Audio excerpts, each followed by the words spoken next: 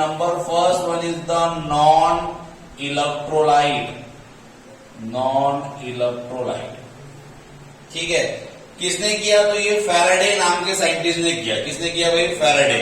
Faraday classified substance into two categories on the basis of, काय के basis पे? Conductivity के बेसिस पे। ठीक है, कंडक्टिविटी के बेसिस पे उसने सब्सटेंस को दो तरीके से क्लासिफाइड किया। एक था नॉन इलेक्ट्रोलाइट। नॉन इलेक्ट्रोलाइट क्या थे? तो नॉन इलेक्ट्रोलाइट अपन बोलेंगे the substance which does not dissociate in water, ऐसे सब्सटेंस जो पानी में जाने के बाद में डिसोशिएट नहीं होते। The substance which does not produce iron, the substance which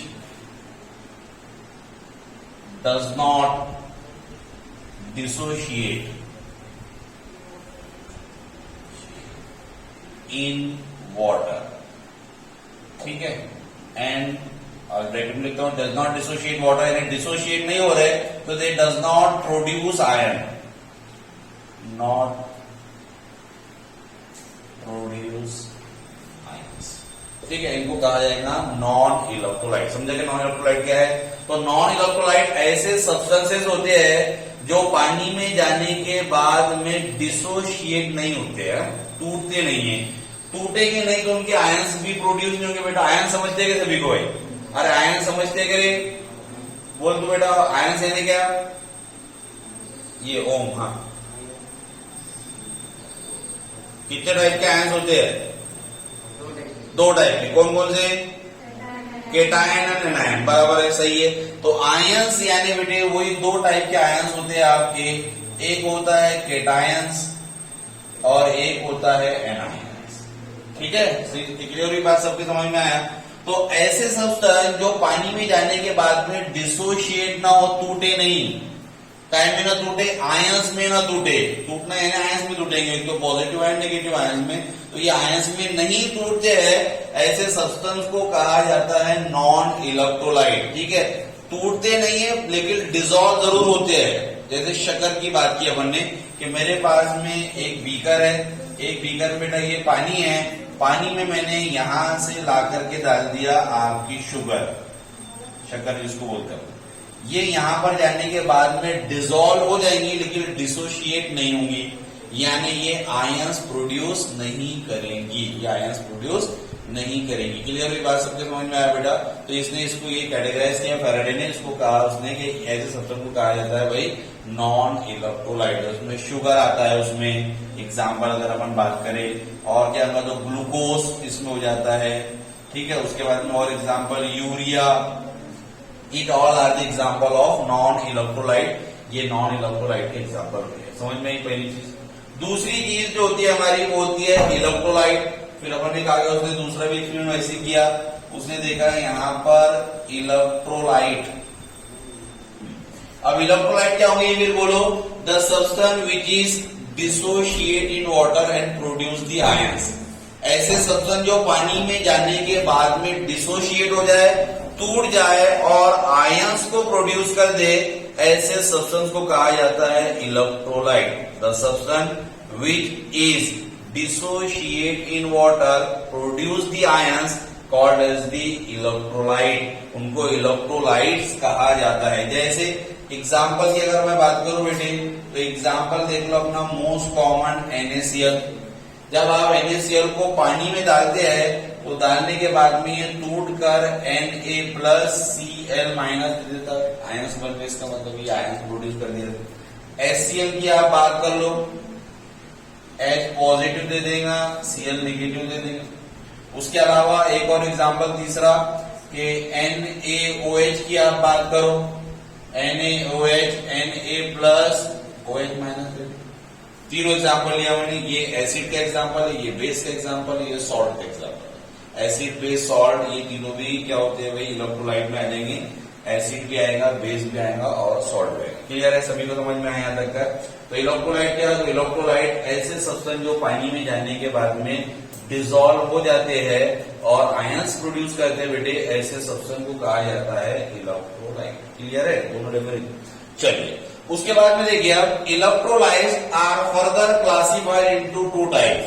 depending upon the extent of ionisation, कि ये पानी में जाने के बाद में इनका आयोनाइजेशन हो रहा तो कितनी क्वांटिटी में हो रहा, एक्सटेंट कितनी मिकदार में हो रहा, कितनी क्वांटिटी में हो रहा, ठीक है बेटा, कितने परसेंट में हो रहा, उसके हिसाब से electrolyte are further classified into two type. Number first one is the strong electrolyte and another one is the weak electrolyte. तो अपन क्या देख रहे हैं, तो अपन देख रहे हैं भाई जो इलेक्ट्रोलाइट अपन ने अभी देखा था कि electrolyte are further classified into कितने टाइप बोलो, टू टाइप्स. काय के बेसिस पे, on the basis of extent of ionization, यानी कितनी क्वांटिटी में ये आयोनाइज्ड हो रहे हैं, ठीक है, कितने आयंस इनके बन रहे हैं उसके हिसाब से. तो नंबर पहला होता है स्ट्रॉन्ग इलेक्ट्रोलाइट. स्ट्रॉन्ग इलेक्ट्रोलाइट, अब देखो स्ट्रॉन्ग इलेक्ट्रोलाइट क्या होते हैं. तो strong electrolyte, the electrolyte which is dissociate completely, which is ionized completely, which is 100% dissociated. ऐसे इलेक्ट्रोलाइट को कहा जाता है स्ट्रॉन्ग इलेक्ट्रोलाइट, ठीक है. ऐसे इलेक्ट्रोलाइट बेटा जो पानी में जाने के बाद में 100% या और उसको बोलते हैं कंप्लीटली क्या हो जाए, डिसोशिएट हो जाए, ठीक है. ऐसे इलेक्ट्रोलाइट को कहा जाएगा strong electrolyte. The electrolyte which is dissociate completely in water या the electrolyte which is 100% dissociated is called as the strong electrolyte. पूरे टूट जाएंगे, कोई चीज बाकी नहीं रहेगी. एग्जाम्पल क्या होता है, एग्जाम्पल होते बेटा इसके अंदर जो है स्ट्रॉन्ग एसिड, ये इसके एग्जाम्पल हो जाएंगे. स्ट्रॉन्ग बेस, ये इसके एग्जाम्पल हो जाते हैं. और सॉल्ट और एसिड एंड बेस, तो ये तीनों के तीनों इसके एग्जाम्पल है आपके. स्ट्रॉन्ग एसिड, स्ट्रॉन्ग बेस और सॉल्ट इसके. स्ट्रॉन्ग एसिड की अगर अपन बात करें तो स्ट्रॉन्ग एसिड में क्या क्या आएंगे, तो भाई HCl स्ट्रॉन्ग एसिड में अगर अपन बात करें तो स्ट्रॉन्ग एसिड होता है आपका H2SO4, ये आ जाएंगे, ठीक है. उसके बाद में आ जाएगा बेटा आपका HNO3, ये स्ट्रॉन्ग एसिड है. उसके बाद में आ जाएगा आपका HI hydroiodic acid, H3PO4. It all are the example of strong acid. तो स्ट्रॉन्ग एसिड जो है पानी में जाने के बाद में कैसे टूटते हैं, 100% टूटते हैं, 100% इनका डिसोसिएशन होता है. क्लियर है, बात समझ में आया. स्ट्रॉन्ग बेस, अब स्ट्रॉन्ग बेस कौन से होते हैं, तो स्ट्रॉन्ग बेस के एग्जांपल है NaOH. उसके बाद में होता है बेटा आपका KOH, ये हो जाएगा BaOH/2. तो it all are the example of strong base. तो मेनली NaOH और KOH याद रखेंगे. ये सॉल्ट क्या है, तो सॉल्ट बहुत सारे सॉल्ट है, कोई भी अपन ले सकते हैं. जैसे अपन ने लिया NaCl, KCl बेटा ये ले सकते हैं अपन, K2SO4 ये ले सकते हैं अपन, ठीक है.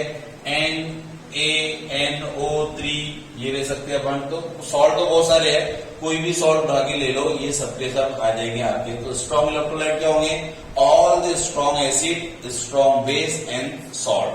हर कोई स्ट्रॉन्ग एसिड जो है वो स्ट्रॉन्ग इलेक्ट्रोलाइट होता है. हर कोई स्ट्रॉन्ग बेस, स्ट्रॉन्ग याद रखना, सिर्फ एसिड और बेस नहीं याद रखेंगे.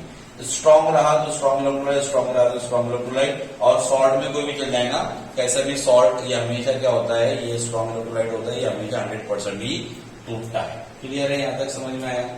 उसके बाद का अगली जो है हमारे पास में वो है वीक इलेक्ट्रोलाइट. तो ये वीक इलेक्ट्रोलाइट कैसे होंगे बोलो, हाँ, जो 100% डिजोल्व नहीं होंगे तो अपन इसको ऐसा बोलेंगे कि the electrolyte which is dissociate partially.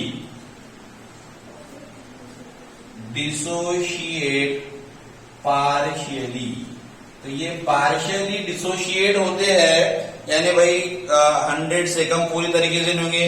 Partially का मतलब होता है आधे अधूरे, ठीक है, कम दर्जे उसमें होते हैं क्वांटिटी. तो ऐसे को कहा जाता है वीक इलेक्ट्रोलाइट.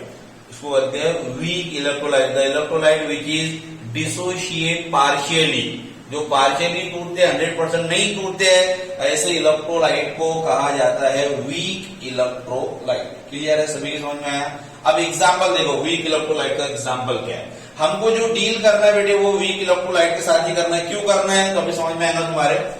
वीक इलेक्ट्रोलाइट के एग्जाम्पल तुमको बताता हूं। अब वीक इलेक्ट्रोलाइट में आ जाएगा वीक एसिड, वीक बेस, ठीक है, वीक एसिड वीक बेस के एग्जाम्पल में आ जाएंगे। जैसे अपन यहां पर आ रहे हैं इसका एग्जाम्पल वीक एसिड, तो वीक एसिड क्या है, एसिडिक एसिड CH3COOH, ये वीक एसिड है। विनेगर है ना, वीक है तभी तो हम खाने में भी इस्तेमाल कर लेते इसको, ठीक है बेटे। अब ये क्या होगा, इस तरीके से बताया जाएगा, क्या है तो मैं बताता हूं ये। और ये हो जाएगा आपका CH3COO निगेटिव प्लस यहां पर हो जाएगा तुम्हारे पास में H पॉजिटिव। ऐसा ये टूट जाएगा, ठीक है। वाटर में जाने के बाद में इस तरीके से टूट गया, डिसोशिएट हो गया, इसके आयंस बन गए। अब आयंस बनने के बाद में हमने यहां पर डबल हेडेड एरो बताया, यानी rate of forward reaction is equal to the rate of backward reaction. जितनी स्पीड में रिएक्शन फॉरवर्ड जा रही है उतनी स्पीड में रिएक्शन बैकवर्ड भी जा रही है। इसका मतलब यहाँ पर एक तरह का इक्विलिब्रियम मेंटेन हो गया, इक्विलिब्रियम मेंटेन हो गया, यहाँ पर बराबर हो गया ना, एक समान। देखते आप वो क्या रस्सी पे चलने वाली खेल देखिएगा तुमने, वो लड़की चलती तो भाई वो इक्विलिब्रियम मेंटेन कर लीजिए ना, अपने आप को बैलेंस कर लीजिए है बराबर पूरा इस तरीके से, तो इक्विलिब्रियम वहां पर मेंटेन हो जाता है। सेम यहां पर भी जितने आयंस फॉरवर्ड डायरेक्शन में है उतने ही मॉलिक्यूल्स बैकवर्ड डायरेक्शन में भी है। इस सिंबल को इक्विलिब्रियम कहा जाता है। क्या बोलते हैं उसको अपन, इक्विलिब्रियम। तो इक्विलिब्रियम का मतलब समझ में आ गया बेटा, एक समान, यानी जितनी चीज इधर उतनी चीज इधर भी, जितनी रिएक्शन फॉरवर्ड डायरेक्शन में जाएंगी उतनी ही बैकवर्ड डायरेक्शन में जाएंगी। तो हमको जो इक्विलिब्रियम पढ़ना है वो वीक एसिड और वीक बेस के लिए ही पढ़ना है। क्यों, क्योंकि स्ट्रॉन्ग एसिड तो बेटा 100% टूट गए थे ना, वहां पर तो कोई इक्विलिब्रियम मेंटेन हुआ ही नहीं था, है ना। इसलिए स्ट्रॉन्ग एसिड या स्ट्रॉन्ग बेस के लिए हमको आयनिक इक्विलिब्रियम में कोई जगह नहीं है। क्यों नहीं है भाई, क्योंकि इक्विलिब्रियम जो मेंटेन होगा, जहां पर स्टेबलिश होगा, वो वीक वाले केसेस ही है। तो वीक एसिड या वीक बेस के केस में इक्विलिब्रियम मेंटेन होता है, क्योंकि ये पूरी तरीके से नहीं टूटते हैं। हम बोलेंगे कि जितने आयंस में ये टूटा है उतना ही मॉलिक्यूल्स अभी बाकी भी है। अगर हम बोलेंगे कि 50% बना तो 50% इधर बाकी है, दोनों भी एक समान है, बराबर है, इसलिए एक तरह का यहाँ पर क्या मेंटेन हो गया, इक्विलिब्रियम मेंटेन हो गया। इक्विलिब्रियम समझ में आ गया सभी को भाई, इक्विलिब्रियम के दोनों तरफ एक जैसा रहे, एक समान रहे, उसको इक्विलिब्रियम बोला जाता है। चलिए अब आते हैं हमारी डेफिनेशन पे, आयोनिक इक्विलिब्रियम। आयोनिक का मतलब समझ में आ गया तुम्हारे को, आयोनिक यानी आयंस, ठीक है। इक्विलिब्रियम अभी समझा के दिया मैंने इक्विलिब्रियम क्या है, तो डेफिनेशन की अब बात आती है कि व्हाट इज आयोनिक इक्विलिब्रियम या how to define ionic equilibrium, इसको कैसे डिफाइन करेंगे अपन। तो हम बोलेंगे the equilibrium between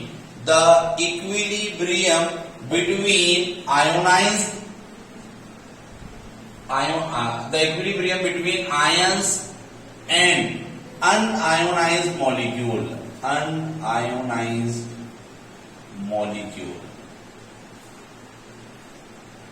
is called as the ionic equilibrium। देखो एकदम आसान डेफिनेशन है, यहीं से अपन डेफिनेशन बनाई।